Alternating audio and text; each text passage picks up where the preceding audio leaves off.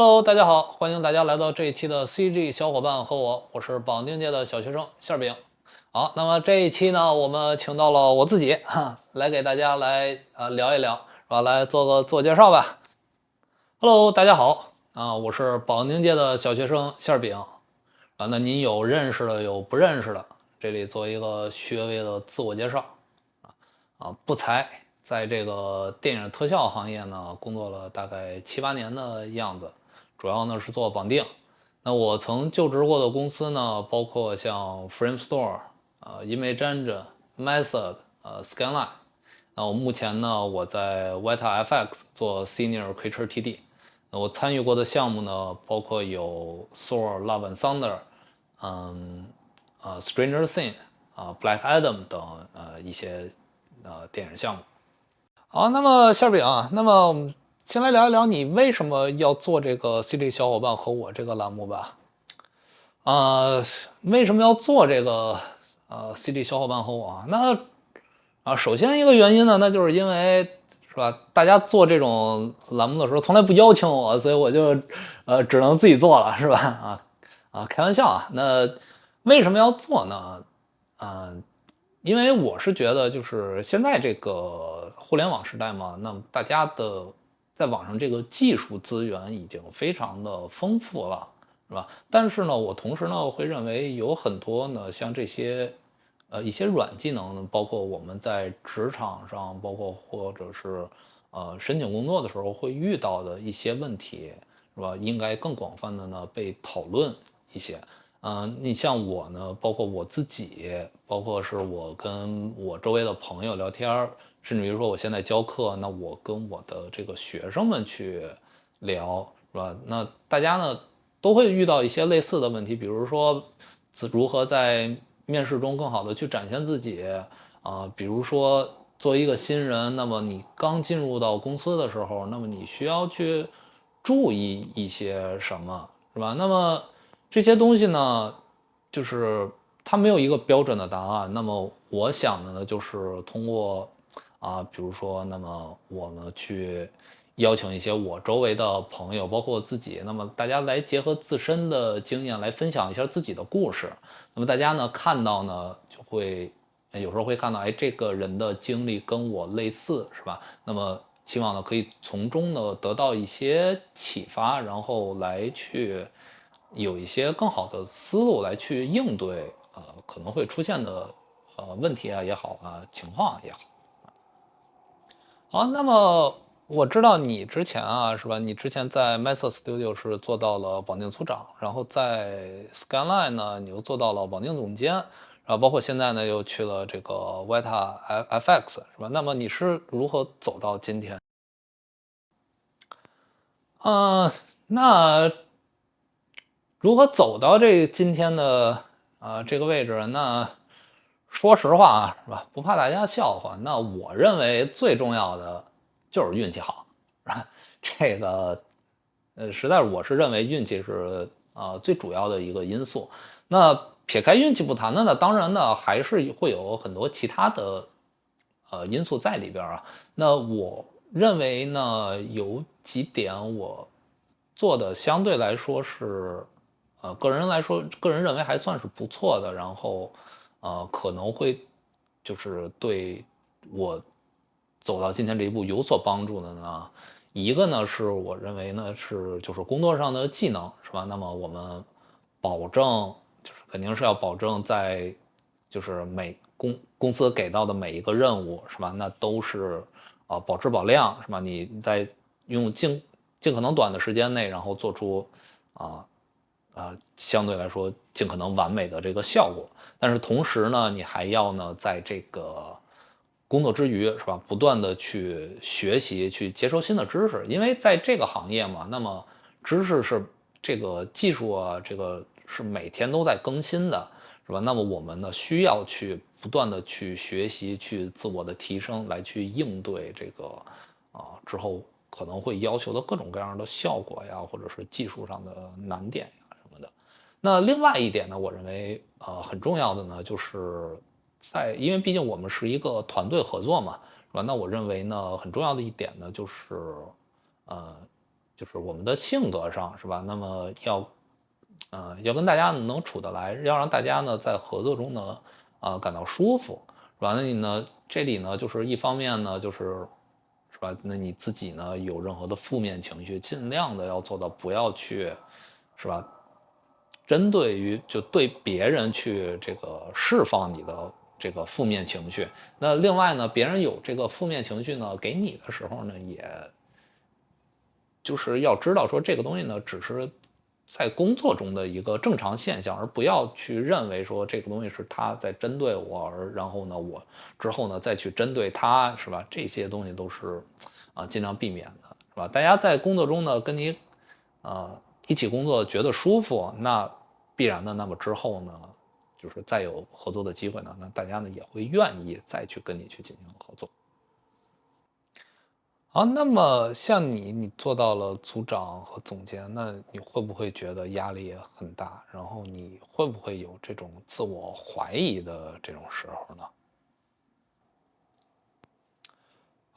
这个问题非常好啊。其实对于我来说，不只是我后来做组长、做总监，其实就是即使是我只是作为一个艺术家，作为一个 artist 的我也是经常会有这种自我怀疑的。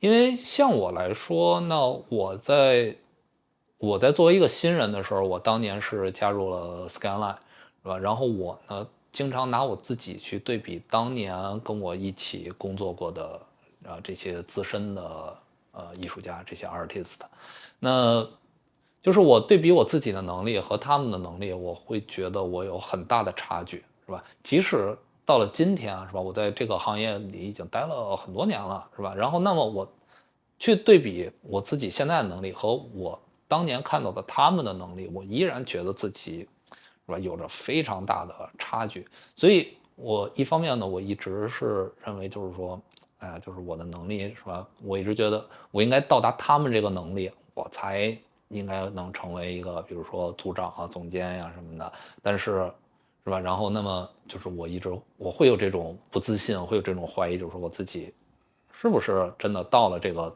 层级了，觉得自己可能还差得很远。但是呢，另一方面呢，就是会有一些就是公司呀，或者是这个招聘人员这些 recruiter 来去联系我，是吧？然后会说，哎，我们公司现在有一个这个组长啊，或者说我们公司有一个总监的职位，然后这个现在有空缺，然后我们看了你的作品，我们看了你的简历，我们会觉得，哎，就是我们觉得你非常的合适，你要不要考虑一下？说那么当这些机会呢又摆在我面前的时候呢，那在我看来呢，又同时呢是一个对我能力的认可，就是他们会认为我可以，是吧？那这个同时呢也会给我一定的自信，会认为就是说，那既然他们认为我可以，是吧？那也许我是可以的，是吧？那这样呢会就是不断的我会去建立我的自信心，然后我会相信我自己其实也是可以去做好这方面的职位的。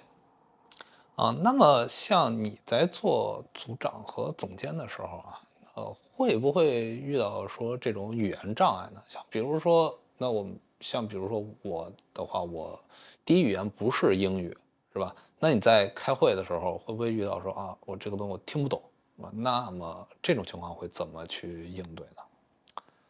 呃，这个确实是有这种情况是吧？这个怎么说呢？就是像我自己是吧？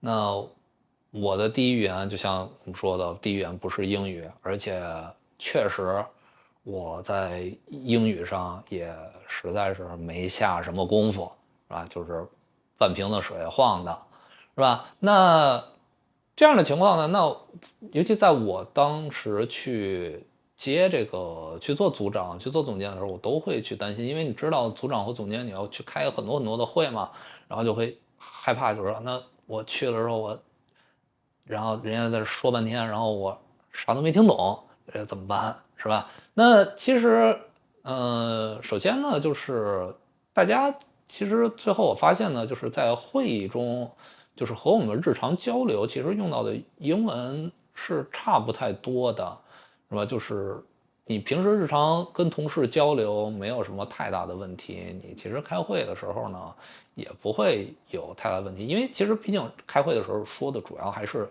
你专业上的这点事儿嘛，是吧？所以就是也不太会有太多就是你不知道的这个词啊，然后这种会，然后会完全听不懂的情况。那另一方面，咱们另外说呢，就是这个电影特效行业呀，它本身呢，它是一个非常国际化的这个行业。那你公司里的同事呢，不只是有就是英语是第一语言的，你有来自世界各地说就是各国语言的这个同事，是吧？那其实就是你作为一个外国人，你听不懂，其实也是非常正常的。大家呢也都是非常理解这个情况，所以就是确实有时候我在会议中我是确实听不懂，那么怎么办呢？那就很坦诚的是吧？那我作为一个外国人是吧？我英语确实不好，是吧？那我这点我就是没听懂，那没办法嘛，是吧？那就是能不能再来去解释一下，是吧？然后换一个简单一点的词，或者换一种方式来跟我解释一下。那这个其实，在工作中呢是非常常见的，是吧？大家呢都会遇到这样的问题。那么就是作为一个就是非常国际化也同时非常友好的工作环境，这个其实是很正常的，大家呢也不用去担心。对，这个就是这个电影特效，大家都是来自世界各地，这其实我认为也是很有意思的一点。那你做总监的时候有没有过什么遇到的比较大的挑战呢？那说遇到的挑战呢，其实怎么说呢？我会觉得最大的挑战其实并不在技术层面上，而主要呢，它其实呢还是在一个怎么说呢？这个软技能方面吧，就因为像我来说，就是可能是性格方面啊，也包括你作为一个之前你作为一个 artist，作为一个艺术家，是吧？那你会就是大家有需求来找你，你会尽可能的去满足大家的需求，是吧？那但是呢，在你呢作为一个组长做总监的时候，你是代表着你的团队，然后去做这个决定，然后来去提这个意见的，是吧？那这时候呢，可能会有一些不合理的要求给到你。那如果这时候我答应了，那么他就不只是占用我自己很多的时间了，那他同时呢，也是会就是占用我团队很多的时间，然后来去完成这个不合理的要求，是吧？那这个一方面呢，会很耽误我们团队的效率。那另一方面，其实从公司的角度来说，也是我认为是不太好的，因为就是说，咱们说嘛，就是工作中嘛是各个部门不断的交流，不断的磨合。那像比如说我是绑定嘛，那我本身我对其他部门不太了解，那其他部门对我们也不太了解，所以他们可能会提一些不合理的要求，我们也会提一些不合理的要求。那么这时候呢，就需要对方呢，是吧？然后去把这个拒绝掉这个要求，然后那么这样的话呢，我们会不断的去修正，我们不断的会去理解其他部门啊，他们其实不能做这个，他们不能做这个，这个应该是由我们部门来去解决，或者这个应该是由那个部门来解决。那么大家呢，在这个过程中呢，不断的去磨合，不断的去摸索，然后这样的话呢，我们的这个流程啊，包括我们的工作习惯呢，就会越来的越有效率。但是如果这时候是吧，那么对方提出了一个不合理的要求，那我这里呢并没有去阻止掉，是吧？那么这个就大家都会认为这个东西那就应该是交到我们部门。那其实这个呢，对于长远的来看，去改进啊，或者是去让你的这个流程更好的这个角度来看，其实是非常的不好的。好，那我们说一下对 artist 的期望和要求吧。那么在工作中，比如说我们遇到问题，那么你作为一个组长、总监，那么你什么时候会期望你的 artist 去寻求帮助？那什么时候会期望他们呢可以自己呢去解决呢？这是个非常好的问题啊。像怎么说呢？像我自己也有遇到过这个问题，然后我也相信大家呢在工作中都会遇到类似的一个问题。那我会认为呢，就是首先呢，就是肯定是会希望大家呢可以自己去解决，但是这个呢，就是肯定是有一个有一个范围的，是吧？你不能说你尝试自己去解决，你尝试了1个月，然后最后啥都没解决出来，然后这样我们白白浪费了1个月，是吧？那一般来说呢，会是一个相对来说更短的时间，比如说你半个小时，比如说你1个小时，你去尝试，先去尝试自己去解决，尝试自己的各种的方法，是吧？然后，那么如果你最后发现你这半个小时、1个小时之后，你依然没有任何的头绪，你没有任何的思路，是吧？那么怎么办？是吧？那么这时候就要去询问，比如说你周围更有经验的同事啊，或者你的组长啊、你的总监，然后看看他们有没有什么更好的思路。那这里呢，就是分2种情况嘛。那一种就是他们有更好的思路，是吧？那么他们告诉你了，是吧？然后那么你呢，可以从中去学到这个新的思路。那么我会认为这样，因为你之前尝试了半个小时、1个小时，你尝试了可以说是竭尽你的所能了吧，在一定的时间范围内，是吧？那么你再去获得这个新的思路或者获得这个答案，一定是要比你没有去尝试直接去问学到的要多得多的，是吧？那么另一种情况呢，就是那么你这个问题你问出来了，是吧？然后呢，发现大家呢也没有什么好的办法，那这个东西可能还会落回到你的头上，是吧？那用更多的时间去尝试去解决它。但是这里呢很重要的一点呢，就是那么因为就是那么我们这里呢出现了这个问题嘛，那大家都不知道，但是你告诉了你的组长，告诉了你的总监，那么作为团队来说呢，我们是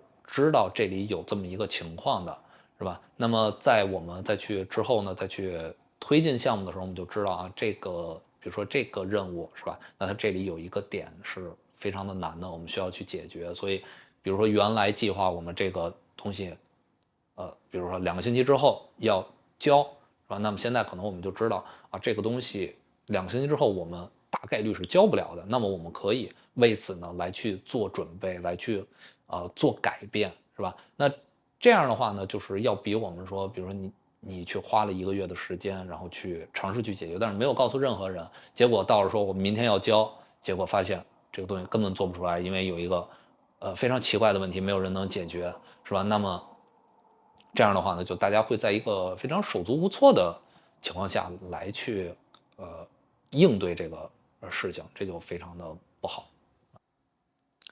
那么你作为你的话，你会期望 artist 就是什么时候去递交这个版本来去审核？你会希望他每一个版本都来递交呢，还是说他尽量做到完美之后呢，再去递交审核？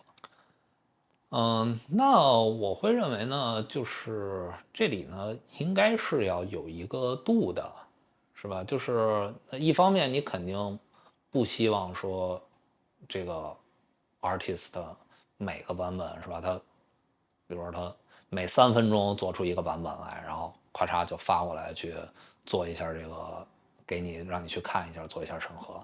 但是同时呢，你也不希望说他为了自己做到完美是吧？他做个1个月是吧？然后再发上来一个版本，因为这里呢会有这样的一个问题，就像刚才说的，就是我们在做这些东西的时候都是有这个时间进度的嘛，是吧？那我们是一个团队的项目，是吧？那么需求可能在每几天都会有变化，是吧？根据客户的这个要求，它都可能会有变化。那另一方面呢，就是还是说回我们是团队嘛，是吧？那么在沟通中，有时候不可避免的会有一些就是互相之间的这个信息没有传达到位的情况。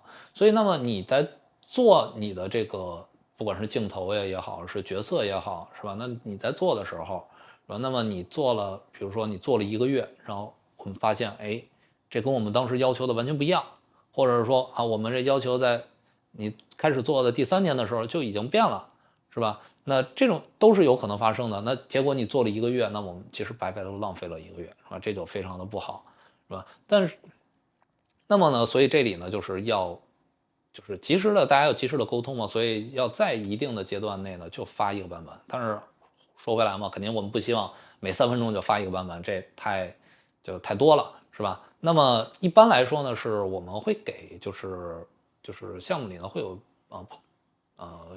要求嘛，是吧？就是这个角色，比如说我们需要是1、2、3、4、5，是吧？有5个要求我们需要去达到它。那一般呢会列出来，比如说第一个要求、第二个要求是非常的重要的，是吧？那么我们这时候呢先去把第一个要求和第二个要求给做出来，是吧？那做出来之后呢，是吧？你做一个相对来说你自己相对满意的版本，是吧？那你就发上来呢，去让你的组长和总监呢去看一下，去审核一下，是吧？那么这时候呢，他们看说觉得，哎，这点是吧，可能做的还不够完美，我们可以再去加一点，然后这一点呢，哎，我们是吧做的方向不太对，我们改一下。这样的话，大家呢可以及时的去沟通，有什么问题呢，可以及时的去改正。而不用说是等到最后1秒，最后再发现说什么东西都不对，是吧？好，那有没有什么是你特别不希望你的 artist 去做的呢？那其实就是像刚才说到的这个反例嘛，是吧？那不希望这个团队里的艺术家 artist 去做呢，那就是不希望大家呢是吧不保持沟通，是吧？因为还是说回来嘛，团队里的你的这个所有东西都是有这个时间的，是吧？大家每一个任务、每一个角色都有他自己的一个 deadline，都有一个自己的这个最后的期限，是吧？那如果我们遇到什么问题，有时候就是没有办法按时交，这都是很正常的，是吧？那么大家呢一定要去及时的跟组长、跟总监呢去保持沟通，告诉就是别人就是你现在遇到的问题在哪儿，是吧？然后呢，我们可以来尝试呢去想各种办法呢来去把它呢解决掉，是吧？另外一点呢，就是刚才说的是吧？那你的角色会有着1、2、3、4、5这种要求，比如第一个、第二个要求是非常重要的，是吧？但是那么你呢就尽量就是先把第一个要求、第二个要求给做完，而不要说是，哎，我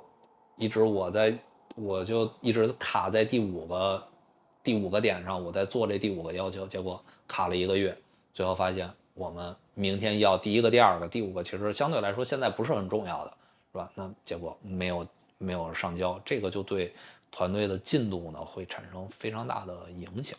那馅饼，那你会认为这个性格或者人脉在工作中会很重要吗？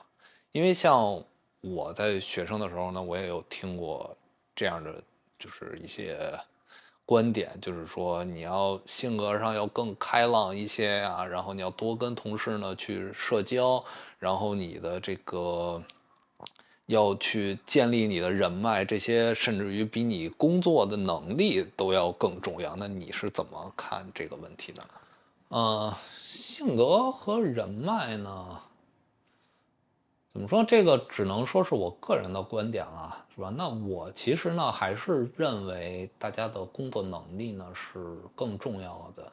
你的性格呀、人脉呀，我认为都是在你工作能力、工作水平的基础上的一个锦上添花的这么一个作用吧，是吧？因为呢，怎么说呢？像性格来说，就是当然了，咱们说啊，就是说团队合作嘛，是吧？你性格上肯定不能是太太奇怪的那种性格，是吧？然后别人跟你说什么，你都直接去怼人家，是吧？这种肯定没有人愿意跟你合作。但我们一般来说都是说性格上内向和外向啊，是吧？那嗯，主要这里呢，就是大家能做好跟别人呢去进行合作，去进行沟通，是吧？那其实我认为就可以了。那像我周围呢，有很多的这个艺术家呢，自己本身的性格呢，其实是相对来说比较内向的，包括我自己在内，就是我都不太会去，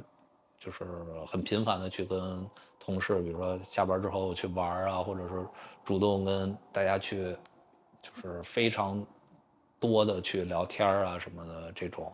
是吧？但是就是我周围也就是有很多的这种同事，然后即使他们性格是比较内向，但是他们依然是做的非常非常的好，然后非常非常的成功的，所以我不认为性格这块地儿是那么重要的，就不是说你非要说是强迫自己每天是吧都要去跟同事去，就是这个上到天文地理，下到鸡毛蒜皮去聊这个各种问题，然后或者是说下班之后还得去跟同事去喝酒啊，然后去参加这个聚会啊，然后去一起去玩是吧？当然你喜欢你的性格是这样的，当然是非常好的，这个是没有任何的问题。但是如果你的性格呢是比较偏内向的，是更喜欢自己一个人下班之后独处的话呢，也是很正常的，这个没有必要去强迫自己去做任何的改变。那人脉呢，我个人认为人脉的主要还是在建立在你的工作能力的基础上。那像比如说咱们俩是吧？那像比如说你现在跟我一起工作，然后你的工作能力特别的好，是吧？你做的非常的好，那么然后我们两个合作呢，也都一直是非常的愉快。那这时候我如果有一个工作机会需要我去推荐，是吧？那么我自然而然的我会想到去推荐你。那我认为这一些呢，都是建立在你本身工作非常的好的这个基础上，而不是说是吧，我可能跟你只是一个说打过一个照面，就是点头之交，是吧？那这时候我有一个工作机会，那我会认为我会更倾向于去推荐一些我更知根知底儿，我工作过，我对他的能力更有信心，就更有把握的人，呃这个情况是吧？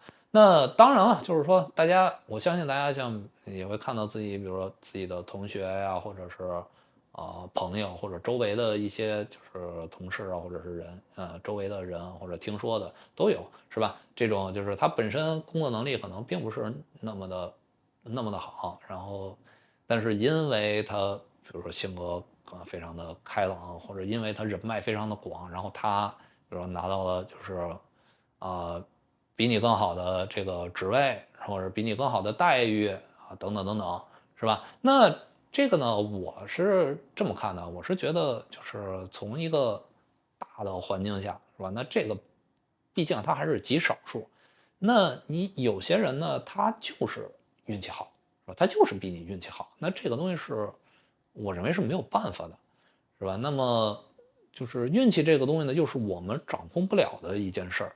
所以我会认为呢，就是那既然我们掌控不了，那我们就要去专注在一些我们可以去改变的事情上。那我们什么能改变？那就是我们的工作能力，是吧？所以呢，那大家与其呢去看到那些事情，然后去觉得愤愤不平，是吧？当然我也会，是吧？但是就是更多的呢，还是觉得大家呢可以专注于自己能去做的事情，来去不断的去提高自己的能力。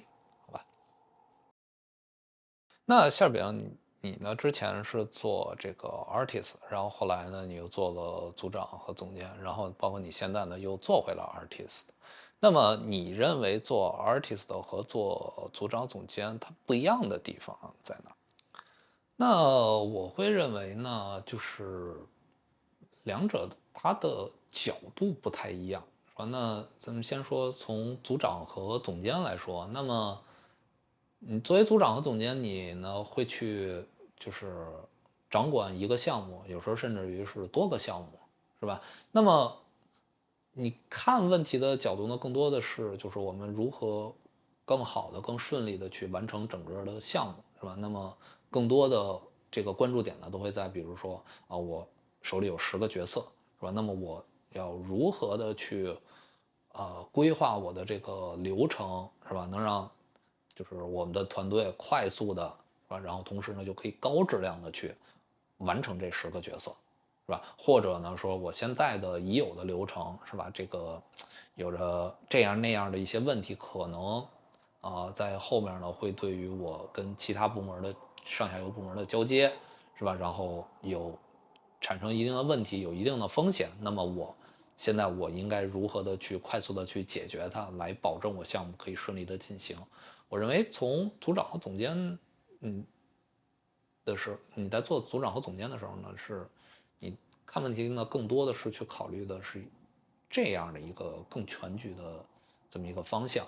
那作为一个 artist，作为一个艺术家的时候呢，就是更多的时候是那么团队给了我这个角色是吧？比如说是一个主要的角色是吧？那我所要关注的，我所要去想的就是竭尽我的所能是吧？然后用所有我脑子里的知识，然后我的这个技能来把这一个角色做到尽可能的完美是吧？做到尽可能的好，这样放到这个镜头里的时候呢，它会就是展现一个非常好、非常高质量的这么一个效果。那这个是我认为两者之间不太一样的一个地方。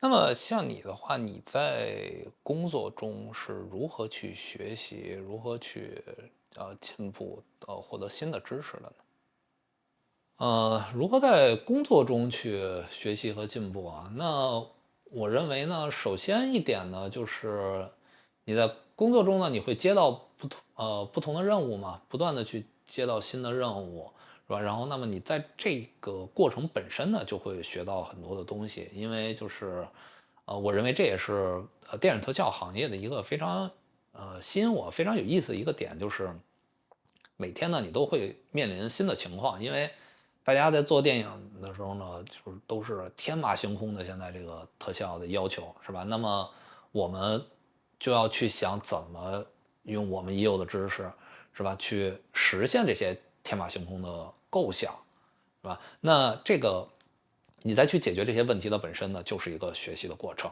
那么撇开这个不谈呢，同时呢，我会觉得像比如说你各个公司会有自己的这个一个流程，这个 pipeline 是吧？那么我们呢可以从中呢去看，就是它的这个流程是怎么构架的，是吧？它构架的一个思路是什么样，然后再对照我自己的一个经验，是吧？然后那么我会觉得说，哎，这点是他就是他的思路比我原来所想的要更好，然后这一点呢是我认为可以改进，是吧？那你在通过不断的去看这些流程构架呀、这些思路的时候呢，也会可以去学到很多的东西。那另外呢，有时候就是那我们可能自己接到的这个角色呀、任务啊，可能没有那么的有意思，是吧？可能就是你已经非常熟练了，这时候，那么这时候怎么办呢？那我会，就怎么说呢？就是我们是一个团队嘛，那别人可能会接触到一些，哎，我认为可能比较难的东西，然后可能我不太会的，那么我可能会去，和我的同事呢去请教。另外呢，就是公司之前呢会做了很多的项目嘛，那么会有一些之前项目的这种内部的文档啊，是文件呀什么的，那我呢会把它们呢去打开呢去看一看，然后呢从中呢也是可以学到非常非常多的东西的。好，那我们说到这个工作之余吧，是吧？那么就是像你的话，我们也是知道这个卷的这个名声在外啊，是吧？那我知道你不只是平时工作，然后你工作之余呢也会去做一些自己的东西，然后呢，包括你之前呢前一阵儿上了网课去学新的东西，然后你同时还得教课。那么你是如何保持你的这个学习的热情的？同时呢，就是你是如何去做到这个，时间管理的，这个工作的呢？这个怎么说呢？说实话啊，我自己其实并没有太刻意的去做过这个时间的管理。那一般，我觉得呢，对于我来说，最重要的一点呢，就是我在这个行业，就是这些年，我一直是保持着一个就是很高的学习的热情和这个和兴趣的，是吧？那就是包括像我自己，就是我在上学的时候，也会听到很多就是呃工作了的这个前辈，然后给我的一些这个建议，当时都会说，就是说你工作了3年5年之后，然后可能就是你参与了很多的项目之后，你可能就没有新人的时候那种激情了，是吧？那么这时候呢，就是你的这份工作就跟其他的工作一样，就是也就没有那么有乐趣了。那这时候呢，你要去怎么去，就是坚持下去，是是一个问题，是吧？但是像我自己，我现在工作了7、8年了，是吧？然后我呢，依然是对这个行业，对我每天做的工作呢，都保持了非常高的一个热情，非常的热爱它。那我认为呢，可能是因为这样一个事儿，就是我获得乐趣的点，主要是在于说，在制作电影特效的这个过程，而不是在于就是这个结果。就是像大家入行嘛，入这个行业，那很多人的这个初衷呢，都是说，因为比如说我看了哪个特效电影，或者我看了哪个动画片是吧？然后我觉得就是特别棒，是吧？特别帅，然后我想把我的名字也放到那个字幕里，是吧？或者是说我玩的那个游戏，是吧？然后我也想参与这个游戏，我也想我的名字出现在那个游戏里，是吧？很多人都是这样的一个想法，这个没有问题，这个是非常好，就是我们这个行业可以说很大一部分的人都是因为这个进入的这个行业。那但是呢，这里呢有一个问题，就是说，在你做了3年5年之后，是吧？那么就可能你的名字已经出现在了很多的电影的片尾字幕，或者出现在了很多的游戏里边，是吧？那么这时候可能就是你不会再觉得你的名字出现在这个片尾字幕里会是一件那么让你兴奋的事情。那么这时候可能你就没有那么大的乐趣，就没有那么大的热情了，是吧？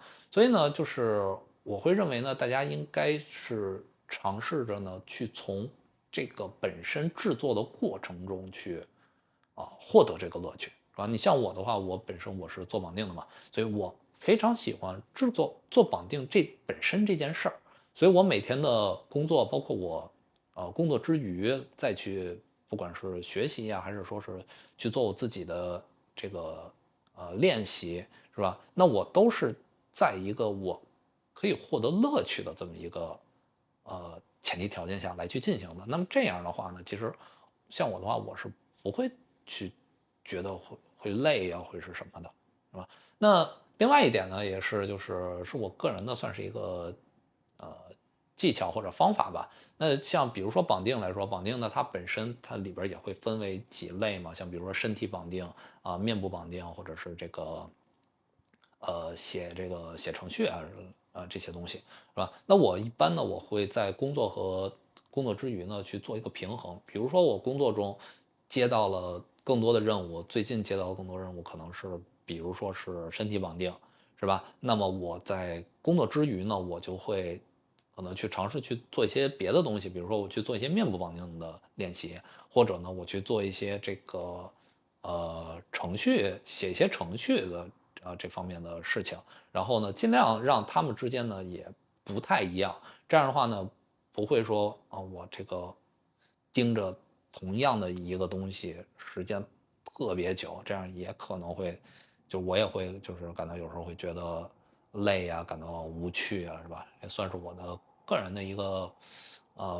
方法吧。好，那么我们这一期呢也就接近尾声了，是吧？那么馅饼能不能给我们的这个学生或者是新人一些建议呢？那么建议那建议的话呢，我觉得我会觉得有2个，结合我自身的经验。那一个呢，我的建议呢，就是大家要保持自信，一定要相信自己，可以，就是可以做到，是吧？因为什么？因为有时候像比如说，我们找工作呀，或者是去寻求机会的时候可能就是你会遇到各种各样的问题。那有时候它并不是真的是因为你的工作技能，是吧？那有时候可能就是缺一个合适的时间，缺一个合适的机会。那如果你提前放弃了，那其实是会非常可惜的。所以大家呢，一定要就是相信自己，是吧？那另外一点呢，我的建议呢，就是大家呢要定一个相对来说比较高的标准，这也是之前我的前辈是这样建议我的，是吧？就是因为什么？就是你定了一个非常高的标准，是吧？那即使你最后你没有达到，是吧？你只达到这个高标准的一半那其实它依然是一个很好、很厉害、很不错的成就了。但如果你只定了一个非常低的这个目标，那首先你达到了，也没有说是就是很让人印象深刻。那如果你再没有达到，那你就更那什么，就是更不好了，是吧？所以呢，这里呢，就是大家去向那个做的最好的去看齐。那网上呢，现在是有着各种各样的资源，大家都在分享自己的作品集啊，分享自己的作品啊，是吧？那去找这些你认为特别厉害的，去对照，去问自己为什么我还没有达到像他这个水平。那我希望呢，就是大家不要去找借口，是吧？不要去觉得说啊，因为他，比如说他学这个电影特效的时间比我长，或者因为他工作了3、5年，而我还是个学生，是吧？就不要去找这种借口，就是去尽你所能的去匹配到他的这个作品的质量。这样的话呢，我会觉得这样的话你会获得很大的一个进步，然后也会为你之后呢，就是不管是找工作呀，或者是之后在工作中的能力的提升呢，都会是非常有帮助的。好，那么我们这一期呢就到这儿了，是吧？感谢馅饼，也感谢大家，是吧？那我们下期再见。